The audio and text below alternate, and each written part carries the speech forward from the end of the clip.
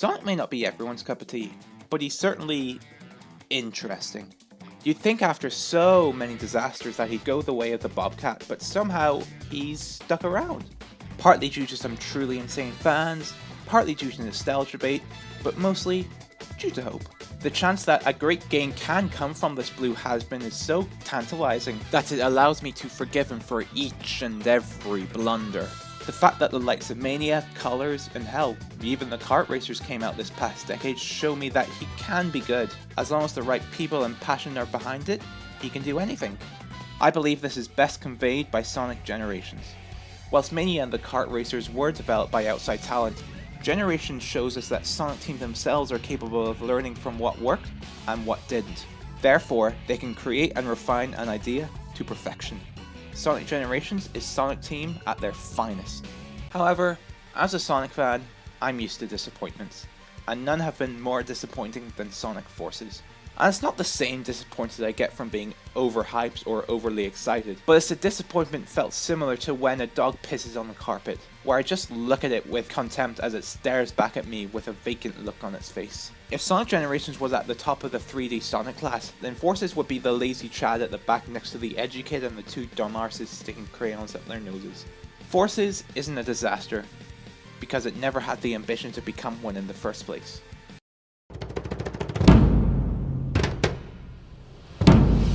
One thing the Sonic franchise has consistently done in its near 30 years of existence is having colourful and vibrant graphics. Each of the games use every inch of their respective consoles' hardware to create a living cartoon. This was especially true of the HD era of consoles and the introduction of the Hedgehog engine. 3D Sonic games at this point almost made you feel like you were playing a Pixar movie. Sometimes a Pixar PowerPoint, but I digress. When Generations came out, it struck a great balance between looking amazing and not having the frame rate dip into slideshow territory. There's some beautiful lighting, lush foliage, a nice glow effect in the likes of Speed Highway, and a variety of settings and visual themes thanks to the game's overall plot.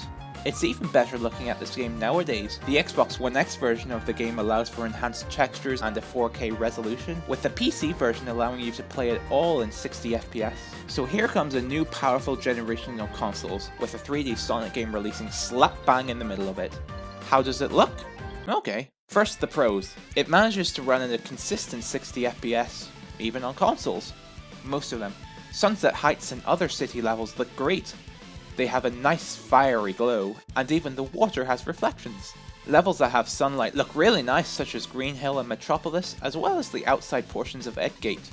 That's really it though. My biggest flaw with the visuals is that many sections feel very washed out.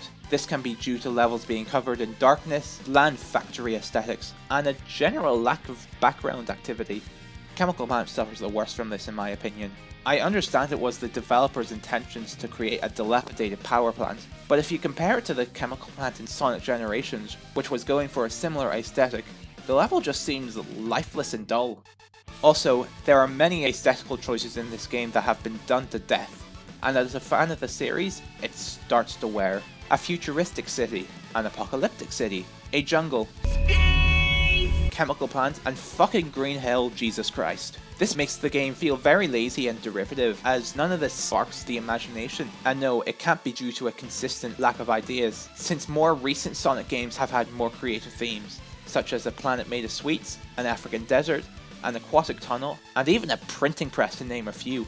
Even Generations, whose whole gimmick was bringing back old stages, managed to bring new life into them. Even the stage from Sonic Colors, which only came out the year before. At least we can hope the music will be good. Every Sonic game has some of gaming's most rocking, toe-tapping, jazzy, energizing, and amazingly composed music in video game history. Just take a listen.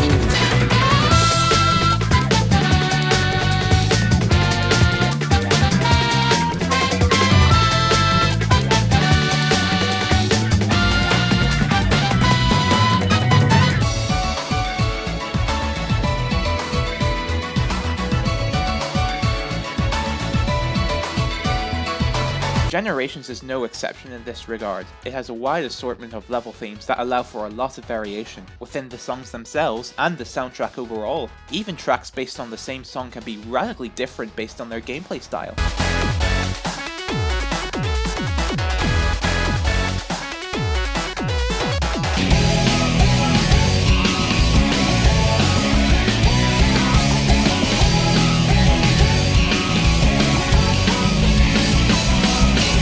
So, how does Forces elevate Sonic series scores to new incredible heights?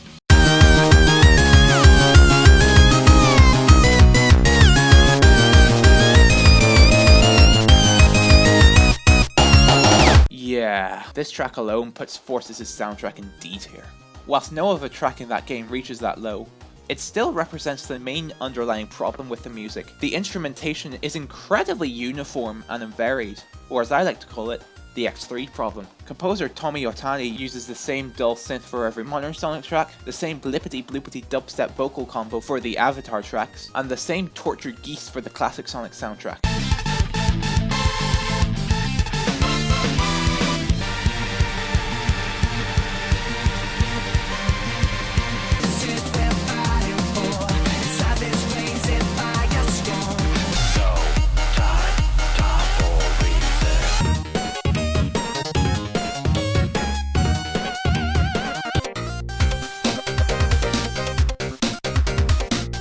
If you compare it to Generations, which use a variety of guitars and basses, orchestrated instruments, jamming techno, and Mega Drive sounding music that doesn't give you tinnitus, it can't even compare.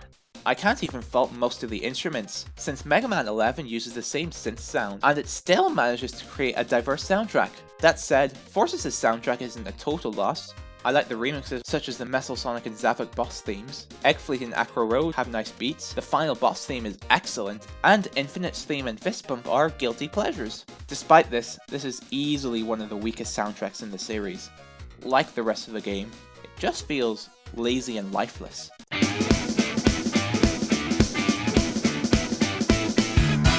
Up to now, Forces seems like a mediocre game.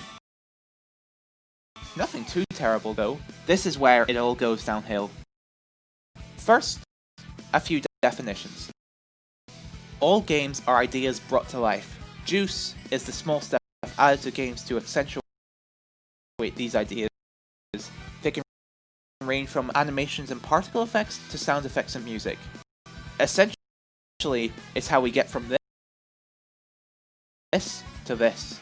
Polish is the thing added to the juice to make it a lot less janky.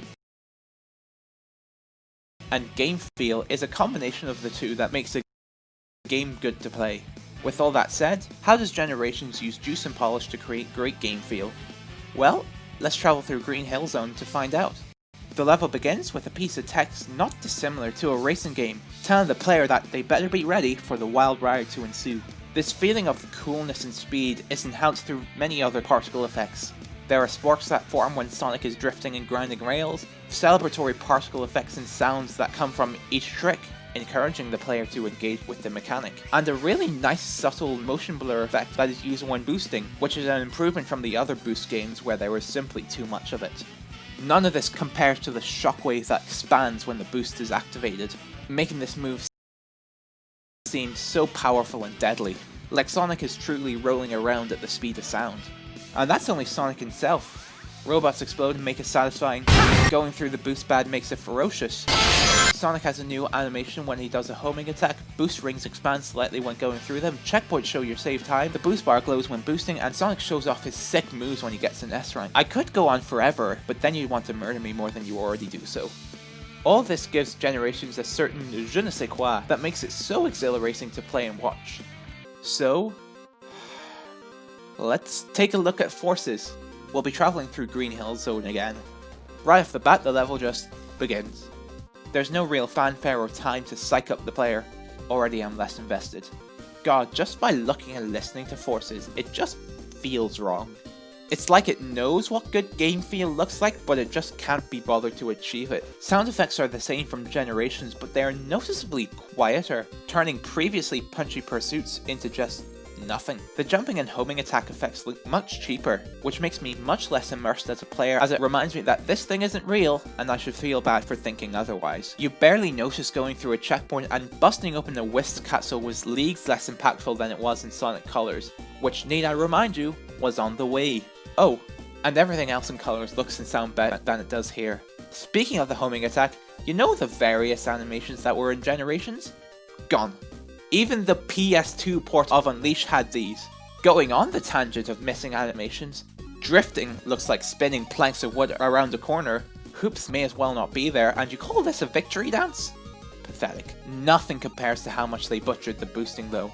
Firstly, the effect on Sonic himself looks like he's holding a plastic shield in front of him. The shockwave looks more like a sound fart, and what is this cheap anime bull? I'm serious, just look up anime seed effect, download the first option, and now you too can be as juicy as Sonic Forces. Ask your local video editor for assistance. I know I'm barely a game developer myself, but these are simple, easy things to add just to make Forces that little bit better. If they removed all this juice to make it run at 60 FPS on console, then I don't agree with this. I'd rather have a great feeling game at 30 than a mediocre one at 60. Wait, hold on, Sonic has no idle animations? What? This is the series' defining character trait. Attitude conveyed through a tap on the foot, a stretch of the arm, and a quick nap to tell the player that Sonic ain't gonna wait for you. So come on, step it up! Other characters in Forces have idle animations. Sonic Team could have taken the easy route and just import animations from Generations, but apparently they have better things to do. That paint sure isn't gonna dry itself. This just represents Sonic Forces' laziness. If it can't be bothered to do the little things, then how do you think that impacts the big things?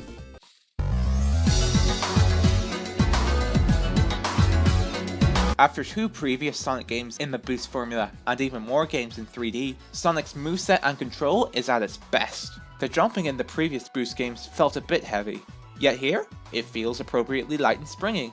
Yet not to the point where you feel like you have no control of your trajectory. The drifting is the best, feeling tight and maneuverable. This is much better compared to previous games, where you didn't really know where Sonic was going when you hit that drift button. Wall jumps are contextual now, which is a bit of a shame, but I'd take it over the janky nature of the previous boost games. Sliding, stomping, rail grinding and boosting feel as good as ever. Quick stepping is back to how it was in Unleash rather than the limited and poor to control version that Colors gave us, and there's no camera control. I don't really mind it since the game is designed around it, but I still miss it. Now well, that said, I think the best way Generation can be seen as superior than the previous game is in the trick system. In the Boost trilogy, that being Unleash, Colors and Generations, you don't count Go Away, if the player interacted with a rainbow ramp or hoop, they would be thrust into a simple minigame. This was a way to keep the player interacting with the game and prevent it from feeling completely automated. Great on paper, flawed on execution. With Unleash, the minigame was the ultimate crux of the 7th generation. Quick time events! Yay!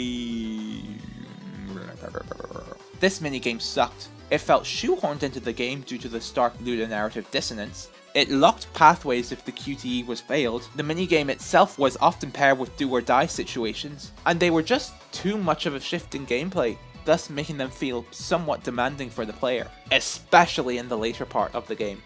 Colors was an improvement in this regard, only having you ram the jump button into oblivion, but it was still problematic, since the minigames still locked pathways out if the QTE was failed. So, how did Generations fix this? Well, instead of punishing the player for doing the wrong thing, it rewarded the player for doing the right thing. When Sonic goes off a ramp or goes through a hoop, the player is encouraged to wiggle the right stick in any direction. Sonic will then do a trick depending on the direction the stick was raveled, and the player will gain boost energy for every trick they have performed. Not only is this less punishing than the previous game, since no pathways are lost behind it, but they are more interactive and synchronized with the player's actions. They enhance the in-level gameplay route of running and platforming rather than detracting from them. Overall, with fast and fluid control and a vast skill-based moveset which can keep the speed up and make you feel good while doing it, Generations just feels great to control. So how did Forces fuck it all up? First off, half of the fun moves that allow for interesting level design and a skill-based moveset are just gone.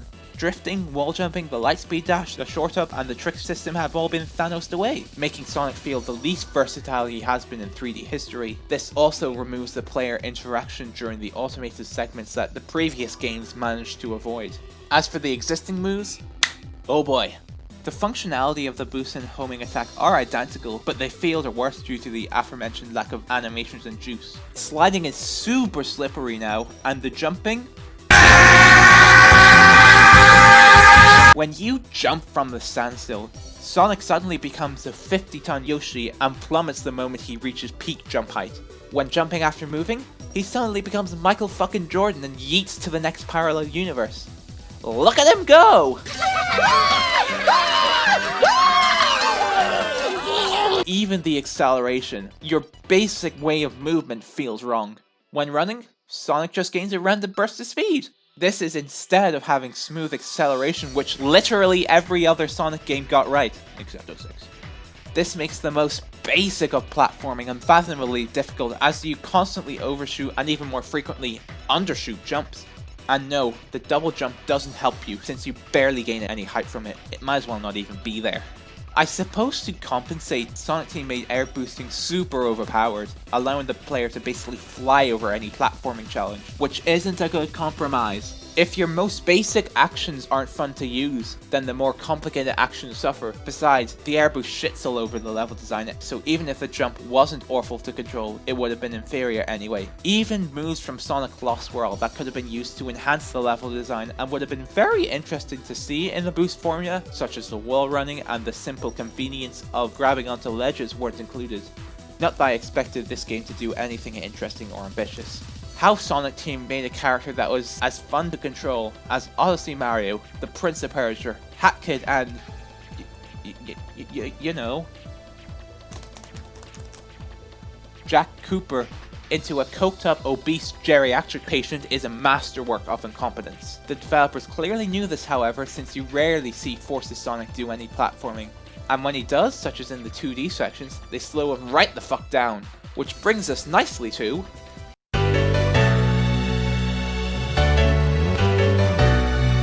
Dear God, Sonic Forces. I won't go as far as to say the game has the worst level design of any game I've played. I've played levels with tons of Kaido traps, levels that don't accommodate for your character's abilities, and random gimmick levels that just break the flow of the entire game. But, I will say this, it certainly has the least level design of any game I've played. What do I mean by that? Well, to answer that question, let's look at what level design in a Sonic game should be.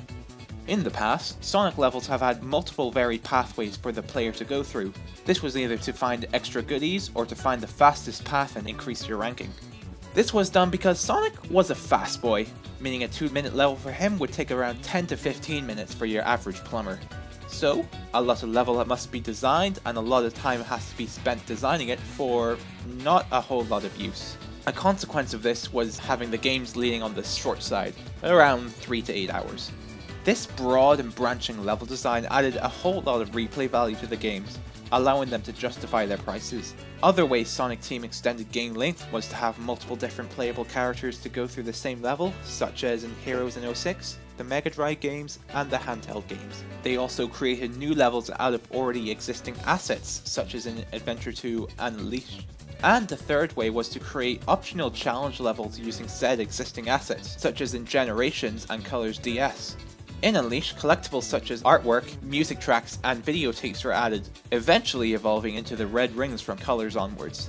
So, we come to Generations, which is a culmination of everything Sonic Team has learned from the boost formula and earlier. Despite the restrictive X-axis, the 3D sections manage to have pathways that can lead you into completely different sections of the level, each with unique obstacles and platforming challenges. The harder to reach pathways that often require a constant string of high-level reactions and platforming often reward you with extra goodies, or more commonly, a much faster time. The 2D sections are much denser and filled with trickier platforming without dumbing down Sonic's base speed. That's not to say the 3D sections have no instances of platforming, but they're a lot more focused on spectacle and speed. With all that said, Generations strikes an amazing balance between speed and platforming, something that the other two Boost games couldn't quite manage. The collectibles are nicely hidden and encourage replay value, everything flows so well, and the game gives you appropriate slaps on the wrist if you act like an idiot and decide to say, not jump in your platformer. Enter Chronic Horses. How does this masterpiece deliver in fine level design? Can't even with you. Sonic Forces doesn't want you to spend time with it. I'm not kidding. I don't even want to call what the game does level design, because it's more like roller coaster construction. And no, not those cool roller coasters with 10 loop-de-loops and deep drops. No, the roller coasters we're talking about are more like the Mitten. Take the first level again. In this platformer, you don't have to touch the jump button for the first 20 seconds. And then, you never have to jump for the rest of the level. Just boost to win, yep. Doing the same thing in Generations takes less than 5 seconds before the game says, no, play our platformer like a platformer, you dingus. Platforming challenges? Pfft, just boost to fly over everything. Oh look, you've just noticed an alternate path. Golly, what a rarity. Oops, you just missed it. I'm sure I could just go back, it doesn't look too hard. No! Hurry along now, don't be smelling the flowers. Why aren't I moving?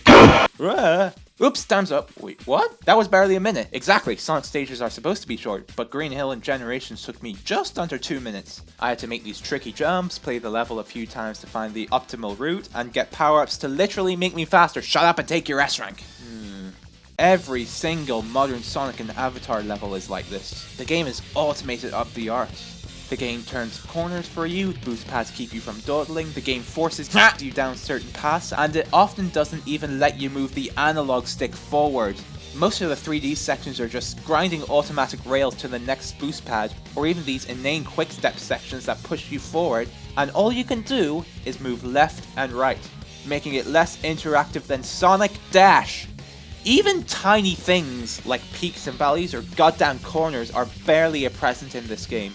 They may be the tiniest things, but they do so much to bring life to other Sonic games. The moment platforming that is even the slightest bit challenging enters the fray, like the too frequent 2D sections, the game crumbles under Sonic's ridiculous weight. Levels never go on for more than 2 minutes, which is just pathetic. Your average 3D Sonic level before this lasted around 2 to 5 minutes for a normal/experienced player. The only thing the red rings give you are bonus platforming levels, which are trash because Sonic is trash. So that's replay value out the window, which is a real shame since the game barely cracks 3 hours without it. QTE's return from Unleashed, hooray. And to the game's credit, they carry much more spectacle. This is such a pathetic sight, especially coming off the heels of the peak that was Sonic Generations. Some levels can be good, like Eggate, and Capital City was kinda cool. Sunset Heights began promising. Death Egg is the only vaguely interesting classic Sonic level. What else? Oh, Null Space was cool. That's it. Of the 24 actual stages in the game, less than a quarter of them reach the heights of basically okay. This ends our discussion of Sonic Force. Oh shit, there's you guys. The sun is falling in the sky beyond. Alright, let's get this over with. The Avatar is essentially a player-created character. You can change their facial features, give them demon eyes, and dress them up in a wide variety of costumes. Honestly, this dress-up minigame is the best part of the game, letting your imagination run loose to create characters that look cool, laughably stupid, or gamer. The possibilities are endless. You get a constant stream of cosmetic rewards for completing missions and levels, and considering this game came out the same year as Battlefront 2, this could have been so easily fucked by monetization, but it wasn't, so good job, Sega. That aside, the avatar is basically modern Sonic, but worse. Instead of a boost that's used to mow down enemies and skip huge chunks of level, the avatar uses a gun and wisps. These items can be used to mow down enemies and skip chunks of levels. The avatar also has a grappling hook. It acts as a very delayed homing attack and a way to swing on these grapple points. Although sometimes Forces doesn't even trust you to press the grapple button for some of these and will swing you along automatically. Stop holding my hand, Sonic Team, I can press a button myself. All of the avatar's levels suffer from the same problems as modern Sonic, so it's full of automated straight lines and shitty platforming. So yeah, if it wasn't for the customization, I would have literally nothing to say about the avatar. Well, I suppose there's another thing I could say. At least it's not classic Sonic. Going back to Generations, classic Sonic in that thing was certainly different than other 2D Sonic games. The amazing momentum-based gameplay couldn't quite be recreated in this 3D engine, so the likes of rolling down slopes to gain speed were sadly omitted. This could have been a death sentence that would have made classic Sonic extraordinarily awful to control. Case in point, Sonic 4. However, somehow, Sonic Team managed to make it work. They implemented a spin dash that, on the surface, seems ridiculously overpowered. You can activate it in the middle of a run and you gain so much speed and distance from it. However, with great power comes great irresponsibility. A careless player that spams this move will constantly lose their rings and even die if they use it in the wrong place. A skilled player, in the other hand, could use it to skip chunks of level in a way that feels rewarding and fun, since you need to use it in the correct place and combine it with time-sensitive jumps to do this amazing feat. Helping this is the level design that's even more explorative and platform heavy than 2D modern Sonic, with tons of secrets and multiple pathways and a decent smattering of speed sections. It also helps that classic Sonic has a jump that feels really good to handle. It may not be as good to control as the Mega Drive games or Mania, but it's still an excellent replacement. Going back to Forces. Remember when I said Sonic controls like a 50-ton Yoshi? Well, classic Sonic controls like a 100-ton Kraid that doesn't even abide the laws of physics. Momentum has completely eviscerated from classic Sonic's vocabulary, and he feels so awful to control because of it. He's so heavy when jumping, the spin dash is useless, and he has no fun power-ups to use in levels such as the elemental shields. The drop dash in Mania is here, and it actually works alright. However, due to the borked physics, it can't be used to its full potential. The level design is really dense and multi-layered. By Forces' standards. By other classic Sonic standards, it's super basic and flat, feeling like it's built by the most basic of assets at times. Like every other point in the game, speed is just handed to a player with a constant stream of boost pads. Being released a few months away from Sonic Mania, a game that perfected classic Sonic by introducing new fun moves, unique level themes, creative gimmicks, and an incredible soundtrack, certainly didn't help the game. If we were comparing the two, Forces never stood a chance. And, it needs to be stated again, classic Sonic music is god-awful.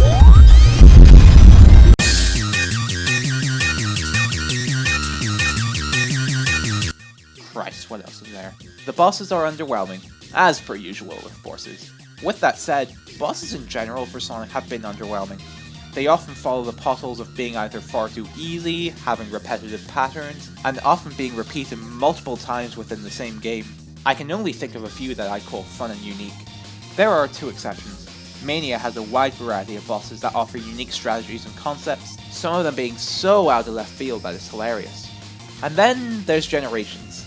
These are some of the best bosses in a platformer that I have played.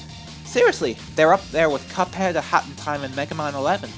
After so many years of disastrous failed attempts and creative memes, they finally got rival fights right. There are tests of speed and reaction times, each one having a unique moveset and spectacular finishing moves to get you hyped. The Death Egg robot has a unique bomb mechanic that breathes life into the original, Perfect Chaos puts your platforming skills to the test, and the Egg Dragoon is tense, with various ways to speed up the encounter. Shame the Time Eater sucks. Oh well, nothing's perfect. I suppose if we were being fair, I could say Sonic Forces has some of the best bosses in the series. But this game hasn't earned me being fair to it, so let's be mean. Infinite's boss fights have an interesting mechanic. You get transported to a more dangerous ultimate dimension if you get hit by him. Honestly, this is really cool. But like most of Forces, that's about it. His first encounter is painfully simple and cribs notes from Sonic 06, which, ew. The second one is either painfully slow or boring, or ridiculously quick depending on the weapon you use.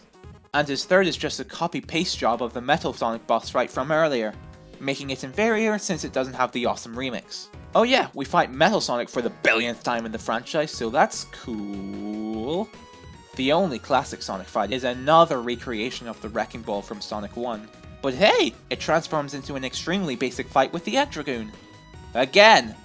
And each final boss phase just clones previous boss fights, making the climax fall very flat. That said, all these fights function and are mildly enjoyable. The only one I must call major shenanigans with is the Zavok fight, and it's just one move. The only way to damage him is for him to slam the ground and do a shockwave attack. Now, think back to any platformer you played. If a boss does a shockwave attack, you jump over it. Hell, even Sonic Forces teaches you this. But in this boss, you must stay put. Have the boss slam onto the ground and launch you up where you can now attack him. This just goes against any natural instinct you may have, but I suppose this is a game designed for the brain dead, by the brain dead. If you both succeed or fail to sit still, the same camera change occurs, making the player even more confused. This easily goes into my bottom 5 Sonic boss fights, along with the Time Eater, Chaos 4, the Giant Caterkiller, and the me-malicious character battles. What else? The story? I mean, I haven't ever really cared for a story in a Sonic game, Unleash being the exception. At their best, they're enjoyably harmless. At their worst, they're poorly written melodrama that makes no goddamn sense. Generations had no real story worth talking about, along with tons of missed opportunities to slag the franchise. Forces has an interesting concept, set in a world where Eggman has taken over, but with everything Forces, it fails to reach its potential. Infinite is poorly explained, Tails is a wimp, and now Classic Sonic is from another dimension instead of being from the past? Okay.